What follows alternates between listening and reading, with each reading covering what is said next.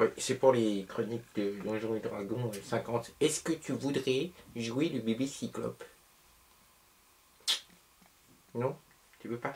Bon, il ne peut pas.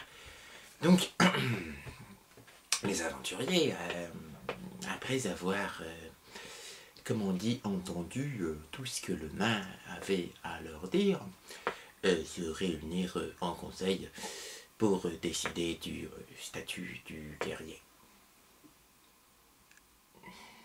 Oui, je sais, le nain, quand même, s'était dit qu'il aimait bien le temps qu'il passait ici, puis même s'il avait passé plus de 4 mois, après tout, c'était des guenaudes, bon, c'était pas plus mal non plus de vivre dans l'illusion. Dans un autre registre, s'il avait joué dans Matrix le JDR, il s'est pris la pilule qui fait rester dans le monde des rêves. Tous les aventuriers s'étant mis à l'écart du guerrier qui, lui, de son côté, s'occupait du bébé Cyclope. Enfin, il lui montrait comment il fallait le faire avec les jeunes filles. Il aimait bien ça, qu'on l'observe. Et puis, comme le Hobbit n'était pas non plus là, il avait besoin d'être stimulé. C'est des travers que certaines personnes développent lorsqu'elles s'adonnent beaucoup à l'érotique fantasy. Il y a des petites choses qui apparaissent. Ouais, il en était venu à constater qu'il était... enfin, qu'il aimait beaucoup qu'on le regarde, quoi.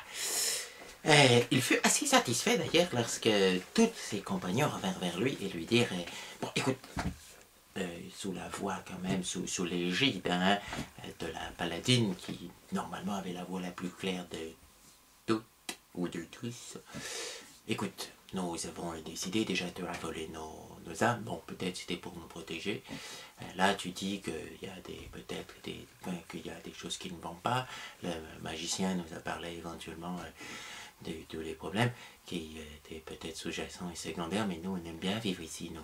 Si c'est une prison, on a travaillé une prison dorée, qu'est-ce qu'on peut souhaiter de mieux? Pas vraiment besoin d'argent, on vit heureux, on a tout l'amour qu'on veut, on n'a pas affronté des monstres, il y en a plein dans ce labyrinthe, et toi tu veux nous cacher ces plaisirs? Le guerrier se retirera du corps des jeunes filles. Ne me demandez pas comment il pouvait en avoir plusieurs en même temps, et vous n'avez pas envie de savoir. Regarda ses compagnons, s'égratta ce qu'il y avait de poil au menton, et leur fit et vous voulez faire quoi pour m'empêcher de tuer tout le monde? Les jeunes filles, derrière le guerrier, se brossèrent ce qu'elles pouvaient, notamment les sourcils, et le guerrier constata très vite qu'il était au centre, dans le cercle, le moyeu de ce qu'on pouvait appeler la suspicion ultime. Peu à peu, les autres jeunes filles rejoindrent le groupe, et le guerrier dut subir un flot de questions, une acquisition en quelque sorte. Le nain s'étira qu'on pouvait toujours lui couper le doigt pour l'empêcher de régénérer. J'ai fait une gestion qui eut l'air d'être appréciée par les sylphes, les naïades et les ondines, qui n'avaient pas trop envie d'être empoisonnés, ou éventuellement qu'on découvre leur véritable statut de guenaude. Ainsi, d'un accord plus ou moins commun, qui ne fut juste pas respecté par le magicien quand même, qui se posait encore quelques questions concernant la nature des naïades, des sylphes, de tout ça, et du hobbit qui apprécie vraiment son compagnon le guerrier. Tous naïades, ondines et tout ça se jetèrent sur les guerriers. Faut savoir qu'à Donjons et Dragons, il y a une notion de niveau, comme on l'a déjà dit plusieurs fois. Mais là, même avec une notion de niveau, sachant que le guerrier est quand même le niveau supérieur du groupe de quelques niveaux, 3 ou 4, comparé au deuxième qui le suivait de pas si loin finalement, le nain, qui quand même lui de toute façon était biclassé, biclassé seulement. Et ça fit mal, ça fit mal. Ah oui, ah oui, ça fait mal. Oui, oui, ça fait mal. Il y a, comment, tripes sans boyau, bout de cervelle, esquidos, éclat de guerrier, rentule pété. Les aventuriers remarquèrent, cela dit, que gentiment, le guerrier ne frappa pas très fort sur eux. Il ne fit que mettre aux alentours de 0 point de vie, la voleuse, le nain, la paladine, gentiment, et la barbe qui essayait quand même de combattre pour une fois. Le barbe qui fut le seul à tenir le coup à 1 point de vie près. Lorsque tous firent asperger des sangs des guerriers, Nayan et tout ça, sauf le bébé cyclope qui était un petit peu plus loin, et qui regardait la scène en suçant un fimur de Nayan, qui était elle bien morte. Et les magiciens, tentant une vision mystique de l'ensemble, ils se rendirent compte que le guerrier avait trouvé une technique, ma foi, qui n'était pas inintéressante pour empoisonner tout le monde. Et là, c'était empoisonné. Poison qui passait dans tous ses fluides corporels, y compris le sang. Poison très douloureux de contact.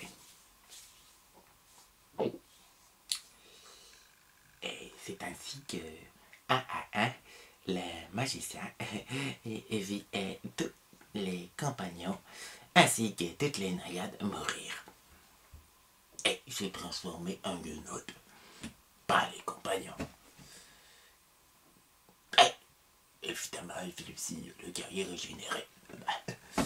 Il avait besoin que d'un bout d'os pour régénérer. C'était vraiment un cadeau de l'homme au masque sombre, qui avait certainement eu raison de faire ceci ou cela. En ce qui concerne le guerrier, lui donner la mission de les protéger tous.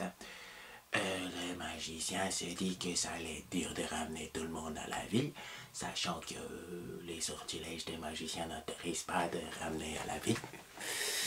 Et là, il s'est dit peut-être que je vais songer à prendre pendant un petit moment une carrière de prêtre.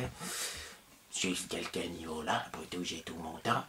Alors, lorsque le guerrier fut ramené à la vie, il tapota gentiment sur la tête du hobbit, qui, lui aussi, était très très loin derrière, et lui fit « Tiens, tu ramènes tout le monde à la vie.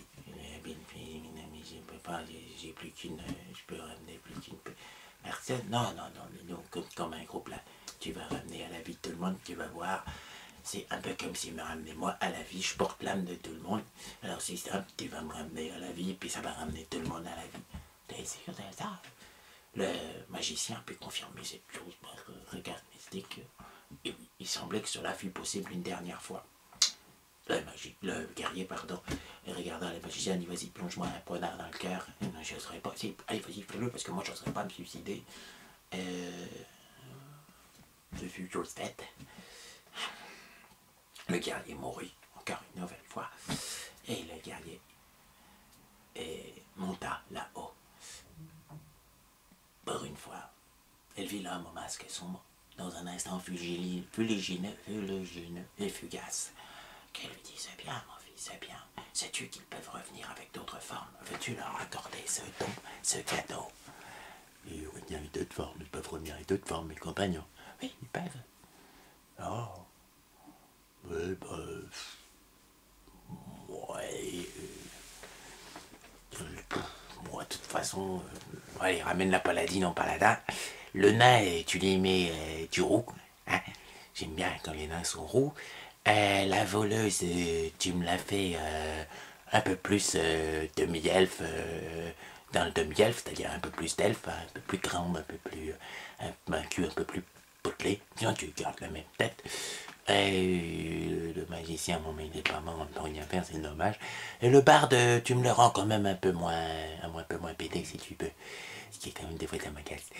Et non, ça je peux pas filer dans mon masque sans moi, c'est ces genres de bon, bah tu me le rends, ouais, tu me le rends comme il est, après tout, c'est vrai qu'on s'habitue, ça fait quand même une jolie mascotte.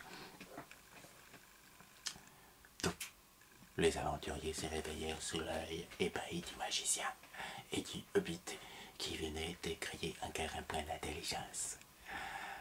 Le cri et le héros du bébé cyclope accueillit toute l'assemblée, signant le retour à l'aventure et la fin d'une ère de félicité où, cela dit, ils avaient fécondé quand même beaucoup de guenaudes et de saloperies de marais et contracté quelques maladies qui, heureusement, purent être guéris par leur résurrection, sauf le magicien qui constata que c'était pas vraiment normal d'avoir un troisième testicule et le bout du gland d'une couleur peu orthodoxe.